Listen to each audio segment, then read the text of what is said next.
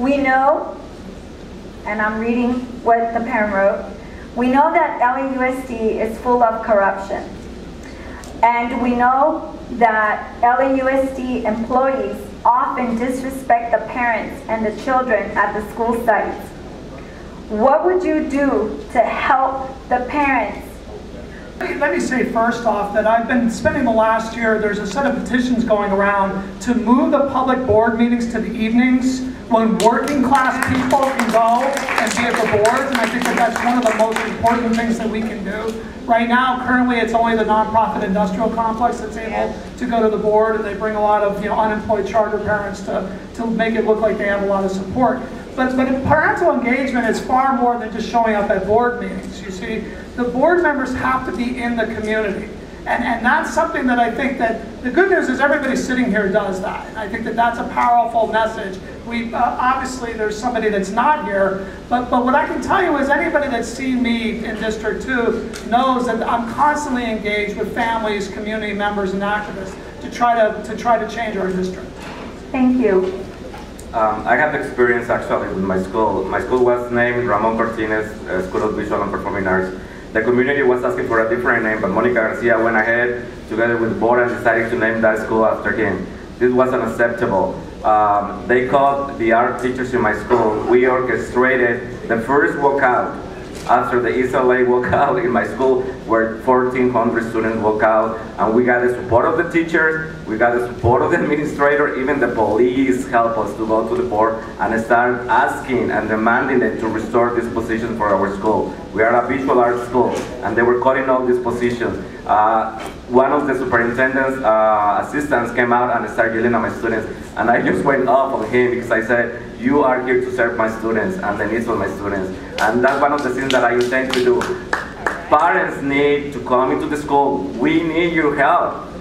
We don't have it. I don't know what happened from the middle school to the high school where we lost all the help. You know, we need to change that. And that's what I'm trying to do. Thank you. I'm not sure that I totally agree with the premise, but I do understand what the question's about. We need to make sure that when parents come to schools, they are welcome. All those signs that you see on the fence when you go by that say all the bad things that happen to you if you don't register with the principal, those signs need to come down. They need to be replaced with a sign that says welcome parents. And then parents need to be welcomed. When parents come to the office, the office clerk needs to greet them within a certain amount of reasonable time and say, hi, how can I help you? How can I direct you? How can we get you started? Parents should be able to visit and help and volunteer in their kids' classrooms. They should be able to do all these things. Now, I'm a parent leader, and I understand that some parents are probably a pain in the butt. They kind of need to get over that. The parents need to get over it, the ones that are a pain in the butt, and the people who look at them as being that. We need to all come together and educate ourselves about how to educate our children. Thank you. First of all, I would reinstate the Title I committee that was disbanded, the Parent Collaborative that was disbanded, support parent centers. When I worked at Parent Community Services Branch with my friend Desiree Devon Vargas is in the audience, we opened up over 300 parent centers. We would support those once again. I currently have 6 parent volunteers in my first grade class, and I would listen to the parents, including those who are not eligible or allowed to vote for school board members. I would go out of my way to listen to what they have to say, because they have the students in our classrooms, and we are here to serve the children and the parents, and that's what I would do. Thank you. Well, you all know I'm the parent out this bunch, so most definitely service to parents, most definitely training. It needs to be training all throughout the district on how to deal with parents. There are some people that they don't like parents, they don't even want to see the parents come. We're going to change that. The environment needs to be, a smile is free. You know, just smile when you see a parent, you know. But all that would be changed. Most definitely restoring everything, because it's been a downsizing of the parents. You talk about downsizing, a downsizing of the parents. Parents out there no more. Parents are very important people. VIP, I always call them parents. VIP, they say, who are you? I'm a parent, a very important person. I'm why you got a job. So therefore, but most definitely. And the thing with the challenging parent, I don't see challenging, but what I see is that everybody has their own thought on how they think the solution is on solving the challenges that may come up in our school. But I don't go with this bad parent, good parent. No, we all have ideas, and all of them should be heard, and we can vote and see on, you know, what's best. But yeah, and the hand-picking parents has been a challenge too, I'm sorry. Like Obama, sorry. Thank you. I think the role of the parent needs to be expanded. Like my colleagues here said, we understand that teachers cannot do it alone. I cannot go into a classroom and teach a child and in 6 or 8 hours undo everything that happens there. So I think we have to have that partnership. We have to be able to bring the parents in. We have to train them. We have to educate them. If a child sees that a parent is educated, the child has a propensity to do better. And I think once we bring that, we all want what's best for our students. I think at the end of the day, that is the uniting factor that we all have. No parent wants to see their kids struggle. No teacher wants to see their kids struggle. So I think if we can come together and make that connection and show them the respect that they deserve, rightfully so, that we can have a more successful experience with them. Thank you. The following is the yes or no question. Only yes or no. So you are not allowed to elaborate. Should teachers be fired based on student test scores? Please answer yes or no and pass your microphone over. No. Say the question one more time. Should teachers be fired based on test scores? Students' test scores. On test scores alone, no. No. No. No. No. Excellent. Thank you. Okay, we heard a little bit about your opinion in regards to charters, but we did get an important question about an important policy that changed the direction of the Los Angeles School District, in which we gave many of our new schools away. So I am going to ask you to please tell us your opinion about public school choice. And for those of you in the audience, public school choice was the policy that allowed the district to begin giving schools away, not to the communities that they were built for, but to the best bidders.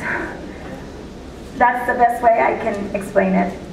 So you have 1 minute, and we'll begin with Mr. Folsom. Well, the choice in public school choice started out looking very democratic, with lots of people getting to apply, and there was going to be public forums, and if you remember, we all got to vote. It very rapidly came by the year 2 that the choosers in public school choice, the people that were choosing, were the school board and the outside providers that were choosing to partner and operate LAUSD schools. I think public school choice in LAUSD has been a monumental failure. And what we are seeing now is, in its newest iteration, teachers and administrators are being encouraged to put together programs and stuff like that. I think that's a very great direction to be going in. The idea of having educators run our schools is a marvelous concept. It shouldn't have taken us 4 years to get there. Thank you. Public school was a fiasco, basically. That was a great opportunity for the mayor and his allies on the board to start giving away our resources after we fought for such a long time. That was unacceptable. A school reform doesn't mean give away our new schools when we were desperately needing it. We had crowded classes. We still have crowded classes. We have 45 students per classroom. That's unacceptable. So for me, public school was a fiasco. And it is a fiasco, and I'm planning to change that. Thank you. This is hard for me to be brief on, but choice, for those of you that are old enough to remember, of course, was the clarion call of the segregationists during the 60s. And on the opposite end of the spectrum of choice is equity. And I believe in equity. I believe in equity for all, And I was one of the people that was fighting PSC from the get-go.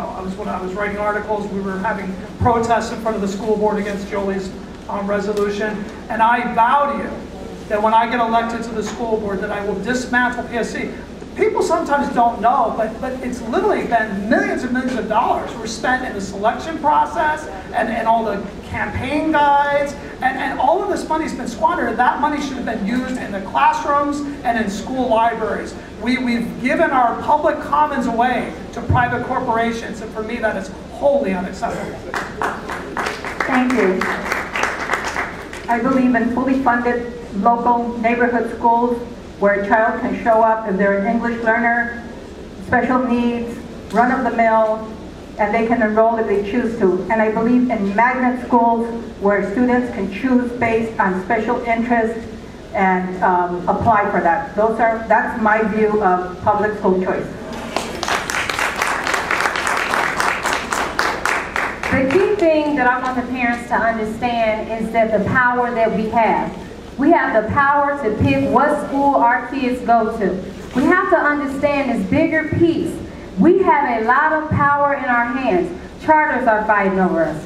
Public fighting over us. Public/charter fighting. Private schools fighting over us. So the key point is I want the parents to understand the power that we have. No, I'm not for big business taking over schools, but I am for parents having the power to decide and choose where they want their child to go to school. Because I am not going to tell a parent to keep their child in a school where the school is mistreating them, the principal's mistreating them, the teacher's mistreating them, they get mistreated, and there's a better school that they feel they should have their child in. I'm not going to tell them not to go to that other school. So I believe in parent choice.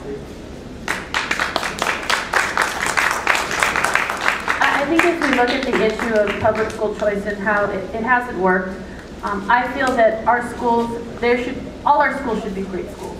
The parents shouldn't have to have a choice of this one's better than that one, public versus charter. All of our schools should be at the same level, and each school should have the funding, should have the accountability, and should have the professionals there to provide the education that our kids need.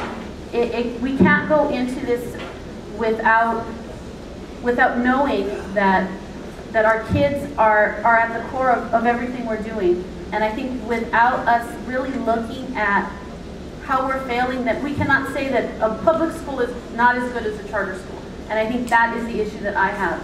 All of our schools need to be good, and we need to make sure that our parents have the opportunity to pick a good public school for their child.